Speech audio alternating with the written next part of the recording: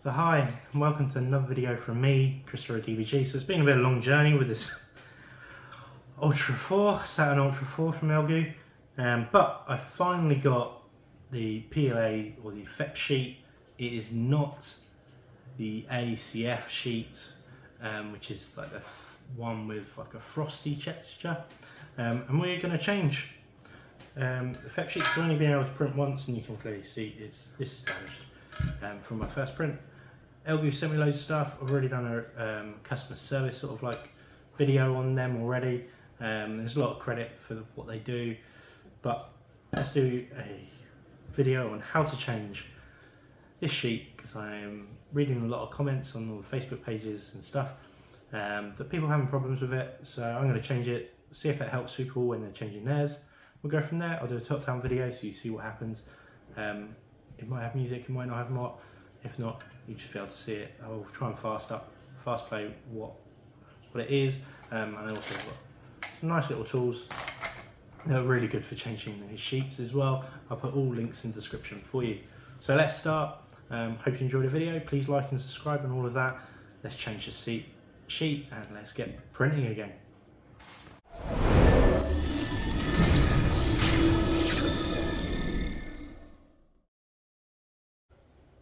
So first things first, obviously get some cups, put your bolts in. 4 cups, because you've got 4 different screws. Just makes life a lot easier. See, still got some resin obviously in the bottom, so give it a bit of a clean. Doesn't need much. It's the first time I'm changing it, so I'll have a look once it's done. Turn over, and as you can see, there's where my cracks are, all across here, and it all feels like a texture on there as well. So the first things first I do is there's 4 screws in here, and they are normally a 2.5, no, not 3. Yeah. 3mm.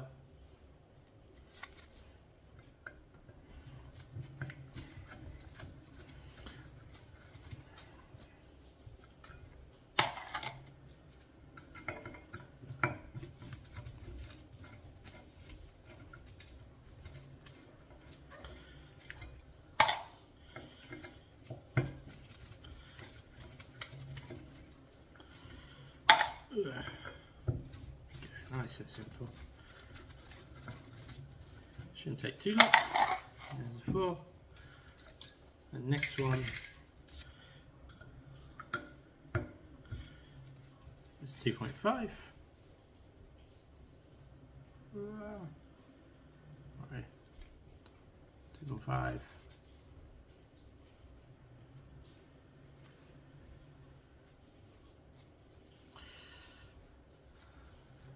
Easier to see.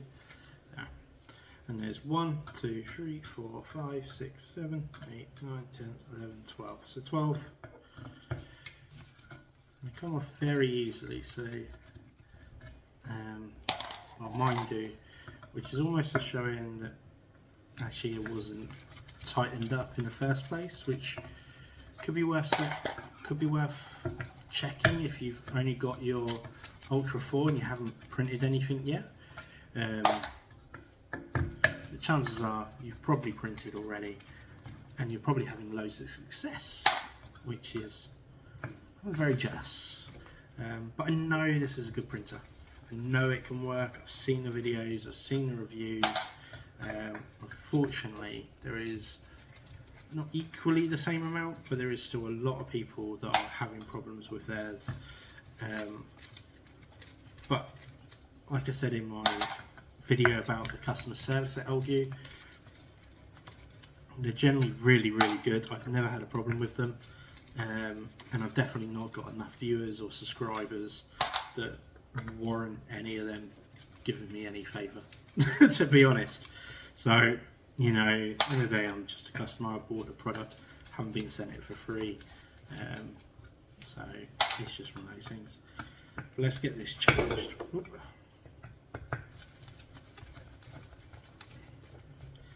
Then we can move that out of the way. And it should just pop out there, and then we're moving on to the little screws afterwards. What I like to do is put it face down because there's still a little bit of resin underneath this, so I'll just give that a little bit of a clean. First, I'd spray it on kitchen towel. And this is clearly where it's leaked and done all sorts. So, but once you've done that, you can move this out of the way. Still keep it relatively safe.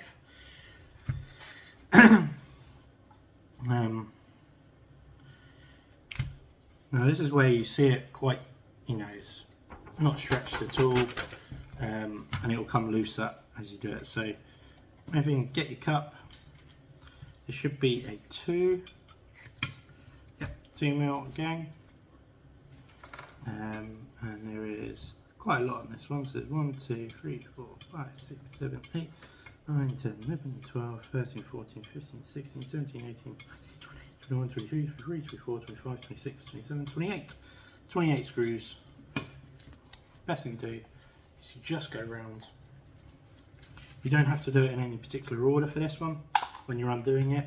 There is a bit of a knack order, or a bit of a tip to the order of when you do it back up, and we'll go through that process. I said this will take you a little bit longer if it's your first time changing it, and do take your time on it. Don't rush this process. There's no need.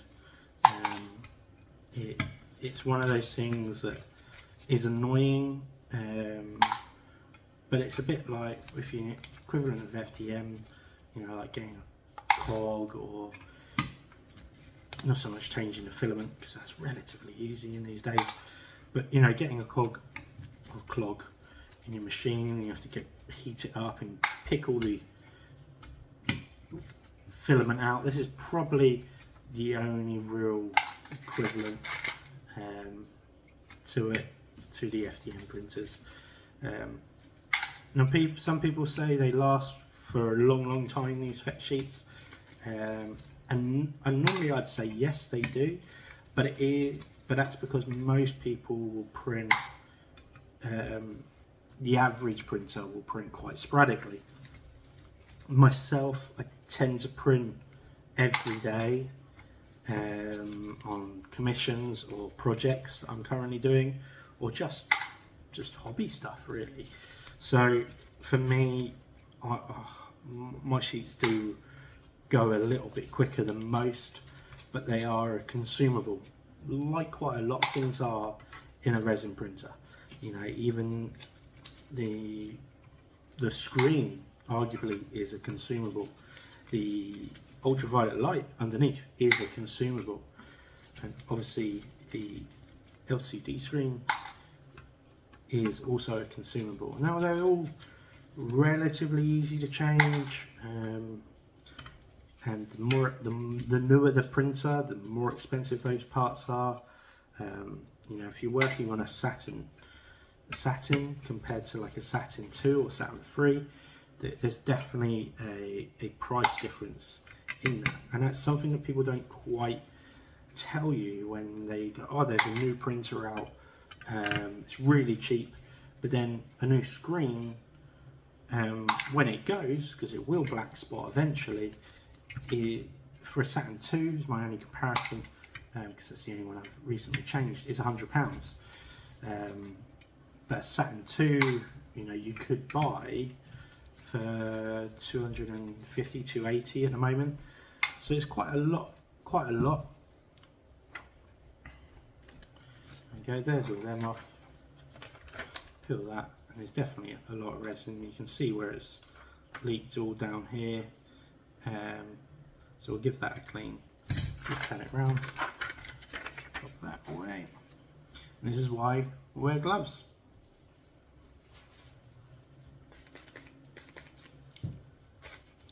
So last thing you need is where the new sheet goes, and it's getting dirty already with resin underneath. and that resin arguably could have some things on it, or it's started to cure because you know, haven't used it or brought it inside, or just been exposed to nature. Okay, that's all clean.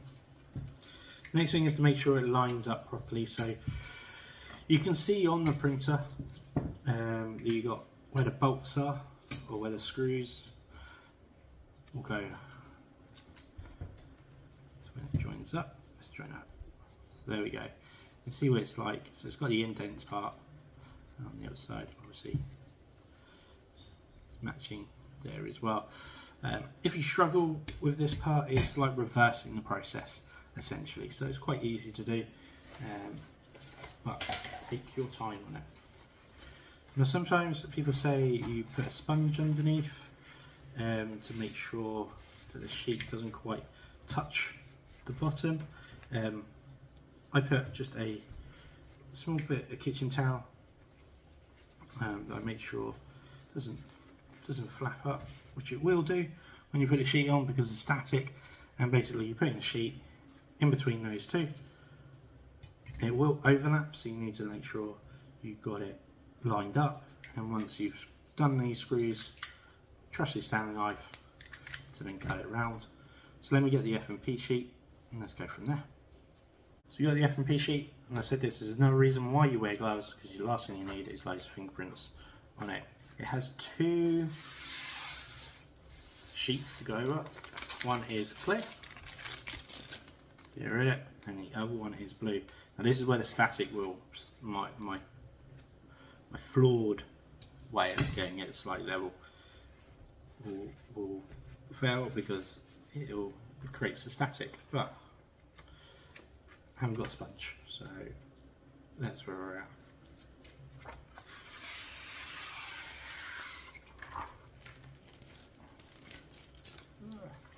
Put that off on my hands.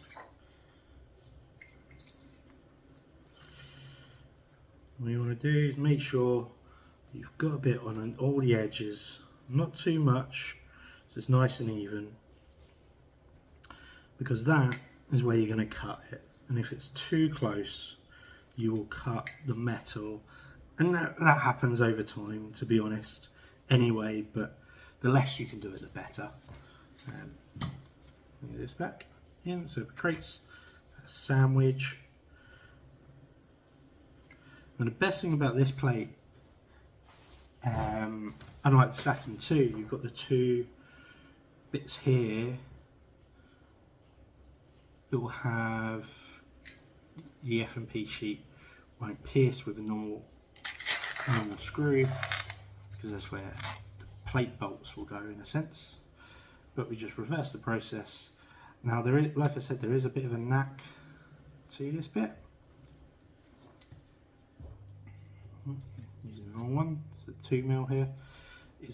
I do polar opposites.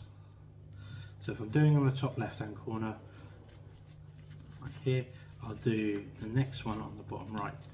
Now there is a bit of a tightening issue. As the rule, don't go too tight at this part, because you can go round and tighten up afterwards. What you do is just trying to get a plate in place, and as you can see I do the opposites just to help that tension. In my head it makes sense. If it helps you, then brilliant. Now these screws are relatively cheaply made, so they can thread and things like that, and you do get a little bit of a box with some extras, but this is the reason why you don't go too tight now, because you just want to get them in, and things will adjust. So I always like doing the edges first, just to get that secure part in.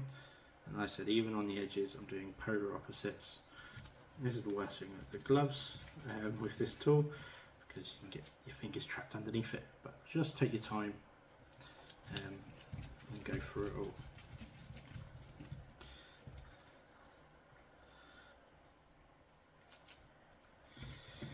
I will speed up parts, so don't worry too much, you won't miss anything.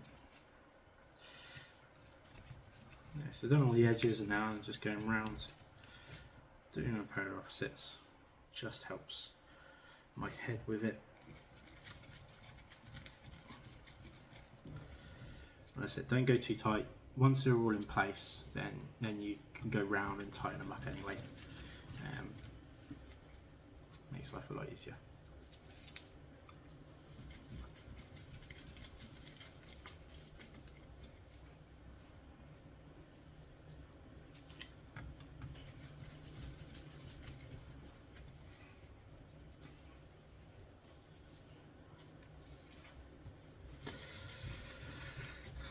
Let us know what projects you're going to be working on and why did you buy this printer. Myself, I bought it purely because it was new and shiny and I got a Saturn 2 and I wanted to upgrade it. So far, because I'm already doing this at this stage and obviously had the broken plate, it's not been the most joyful printer, but I'm being positive. Being positive, that's all you can be. Sometimes with these things, you know, end day is, some people 300 or, you know, £400 isn't a lot of money. For others it is. For me, it definitely was a lot of money. You know, I'm trying to save up enough for a bamboo P, because I really like the idea of doing multiple colours and fidget toys and stuff like that anyway. Obviously it is not recommended for Warhammer models unless you're doing terrain or cosplay, which is definitely something that I am interested in doing. I've done a bolt gun in resin, so heavy, and it's definitely not as good as what I wanted it to be, because I don't think I quite hollowed it outright, but that wouldn't be a problem if I did it on FMP sheet. So on FMP, FDM printer, and I think the bamboo would easily be able to print that. So it is just taking its time and saving up, but I thought this will enable me to print bases and armies and things like that quicker, to run 2 printers at once, which will arguably enable me to save better. So now they're all done, let's go around and tighten them up, and this is where you've got to hold it, you know, securely as you go around, because the last thing you need is it moving around at this stage. Anyway, you don't want to tighten it like too much. You feel it when it's not going anymore, and that is the idea of it. You're not going, you know, not trying to screw it into a wall. You're going to come out the other side, and essentially these are, like I said, it's cheap metal, it's there to do a purpose, and the purpose is to just keep these the F sheet in place. So the last thing you need is tightening it ridiculously amount and for them to break and not be able to be unscrewed again. And even just doing it like this, I can already see bits of it, you know, expanding, as it were. It's like cheap white metal, and there's definitely a lot of websites out there that do replacements. They're not the cheapest, and I think the quality definitely varies. If you know any, then please let us know in the description, because I definitely want more of these, because like I said, I change sheets more on a regular basis, more on my Saturn 2, because of how often I print on it. But with the Ultra, in theory, with the tilting mechanism and the auto leveling, it will it will, the F&P sheet will last longer. Technically, that is how it's supposed to be done. Okay, so that's all that. As you can see, it's got, see, the top bit here and down here. That's what we need to cut. We get our Stanley knife and let's cut it. So that's all cut. On something I will say, is definitely get a sharp Stanley knife or fresh blade or exo knife if you've got one. I couldn't find mine. Definitely helps for this part because it is a bit delicate. So next, as like I said, you're reversing the process. So if you've done it right, you'll see the grooves of where you need to put the screws.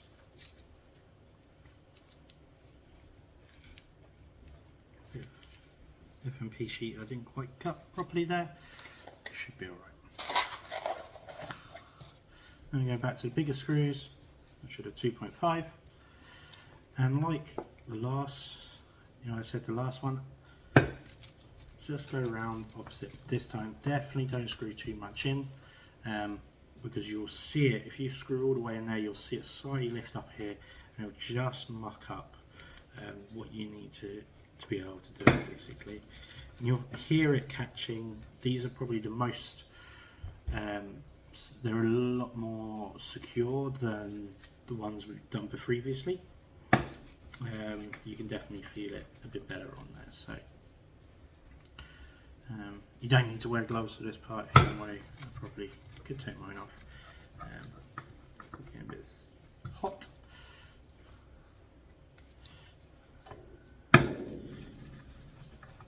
You can feel it catching, and then you feel it actually screwing in, like you would do if you're normally screwing into something.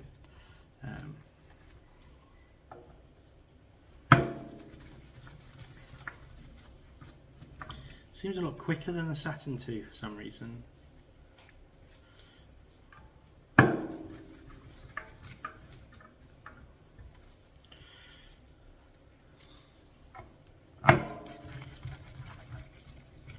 Let's go, almost done. Hopefully you are joining me at the same pace. And I will say, even when you're doing something in a clean room, you've got everything, you've got a clean cloth down, naturally there'll be things that just attract to this because of the static and things like that, especially like dust. So sometimes you just need to take your time. Don't worry if there's marks on it, or if even when you're cutting off the F&P sheet, you might scrape the plate a little bit and it might just get those little specks of metals, or they'll come off as black, the paint part side of things. That will naturally stick to it.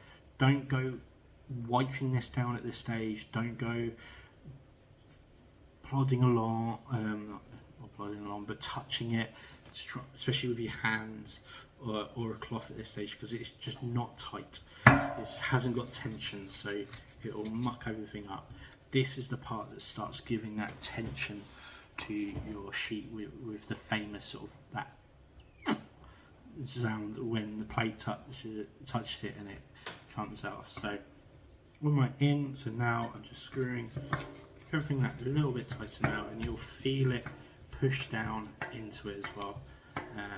And the idea of this is still to go round and tighten it the opposites, because then you'll see it in each of the corners, especially it's just going down into the vat itself.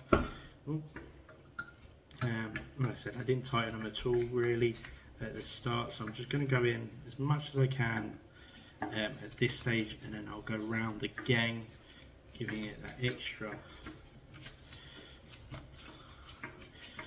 tighten at the end, because while doing this, when you're tightening it, naturally things are going to be slightly less. So it's important just to go around slowly, making sure it's all done. I'll take this gloves off.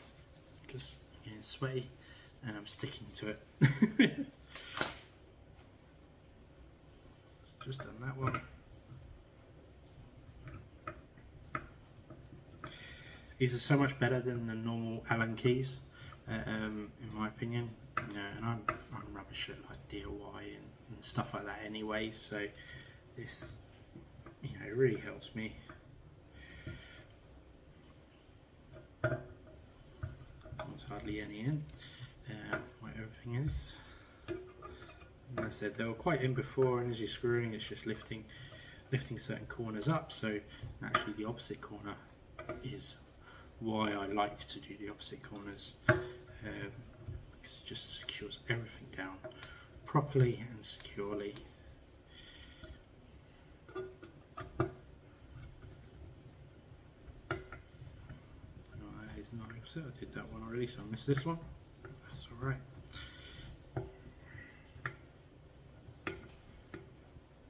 Now, I have done it before where I've been screwing too much and then dropped and then moved and then pierced. Almost did it then actually, just by demonstration, and pierced the F&P sheet. It is the most frustrating thing, and probably the most annoying thing, because you've got no one else to blame other than yourself for lack of concentration and stupidity. There's a reason why I didn't film me cutting the F&P sheet, because I knew I would go wrong somewhere if I was filming it. So I apologise you didn't see that, but I think you're all capable of cutting around F&P sheet. If you're not, and if you're young, you can't use a knife or whatever, and you for some reason got a resin printer and you're quite young, then obviously you should be getting help anyway, or parents guiding you. Okay, all looks pretty there. On the final two, not final two, final one, final stage, which is the last. That was a 3mm.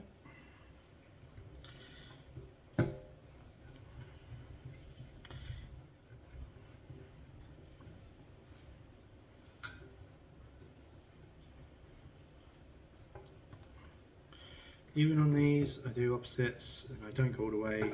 I get everything in first before I start really tightening up. And you don't, the rules are is you don't want to over tighten, but you don't need it loose either. So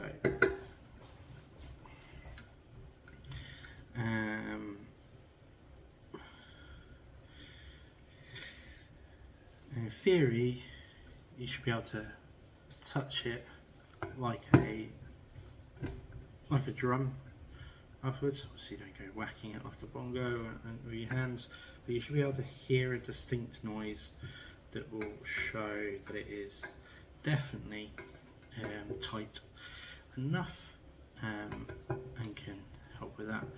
So hopefully when I've done this, next stage we'll be doing some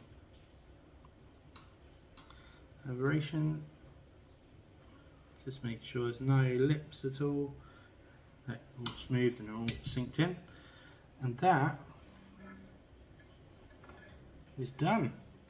So I'm going to take that, go to the printers. This is the time where you can get a bit of kitchen towel and just rub it on to get off the static stuff, and hopefully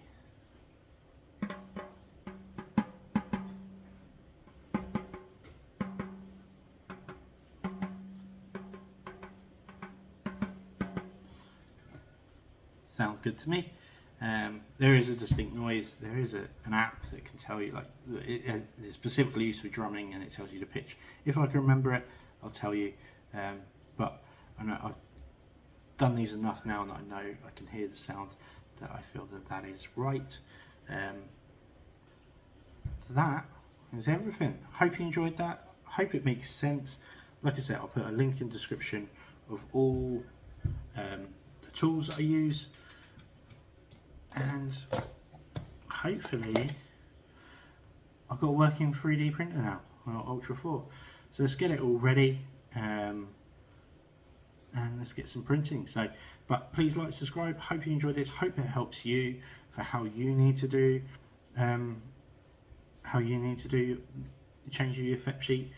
Please like, subscribe, all of that stuff, and good luck with it. Thank you again. Bye for now.